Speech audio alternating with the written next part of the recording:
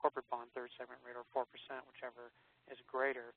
They started doing that. If we go back down here, again, now, starting in '08, that's actually how they're calculating what they're going to give you as a credit.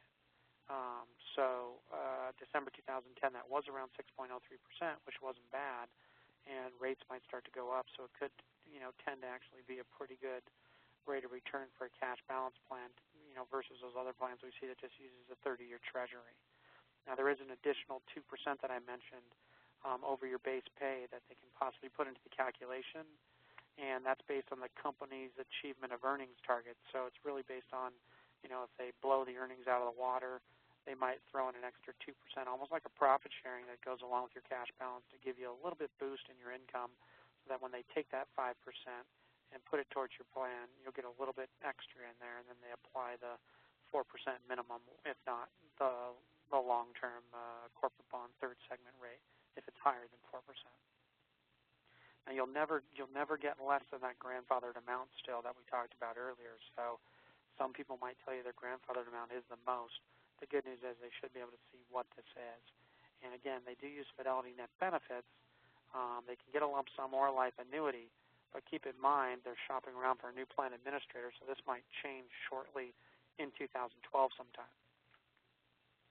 Now, just down here at the end, they have some 409A accounts. They have a SERP A, a Supplemental Executive Retirement Plan A, Supplemental Executive Retirement Plan B, and what they call individual letter agreements, which sounds pretty nice if you ask me for some executives. So they've got some individual letter agreements for some more rich plans for these executives.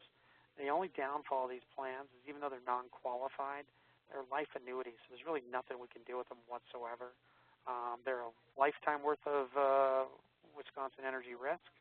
Unfortunately, they're non-qualified. They can't be rolled anywhere, and they're going to pay them to them through a life annuity. So even though they exist and they might be great extra payments for the RKs and allow them to be a little bit more risky with their 401ks, or they'll probably take lump sums on their cash balance plans and on their 401ks, of course, but the reality is we can't really get any access to any of these dollars. It's just going to help them with their planning.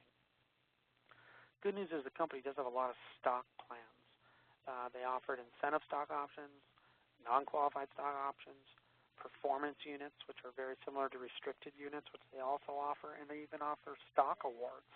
So you could often get questions on, understanding the tax ramifications between incentive versus non-qualified, restricted units versus performance units, stock awards that they get from the company. If you have questions on that, certainly ask me. I can send you some data on that. We also have Forfield that can really help educate you if you're not too good at some of these areas, that you can read a 3 or 4 pager to understand what the stock ramifications could be, based on them being issued or even selling these at some point.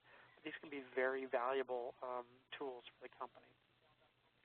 Remember I told you earlier that Brightscope said the 401k investments weren't that great. They have some discontinued ones, I believe, down below here. But here are the stock symbols for most 401k investments. The good thing about these aren't institutional 401k, K funds.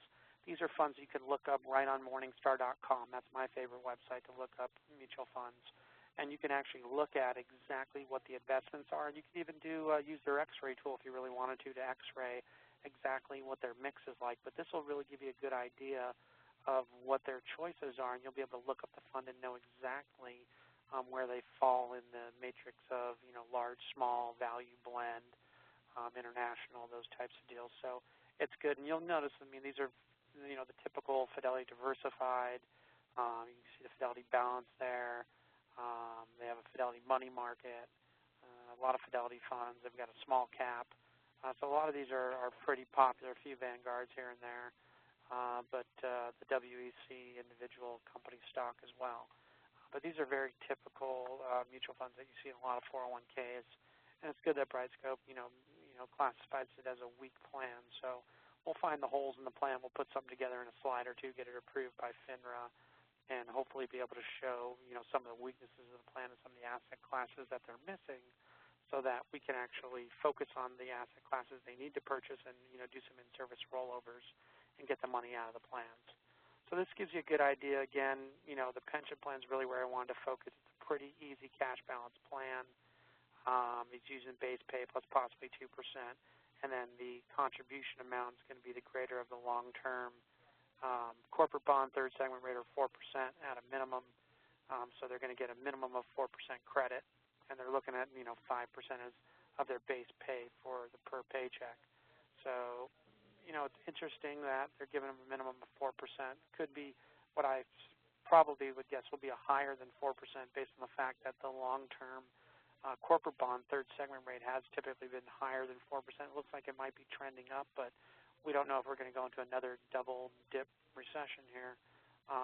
And if we do that, we potentially could see these interest rates go down, and at least they're going to get a minimum of 4%, which is typically what we've seen around the country for most cash balance plans that we deal with. So please, as we find out more information, we'll update these, but this could be a good cheat sheet for you to use when you're talking to clients on the phone. Thank you.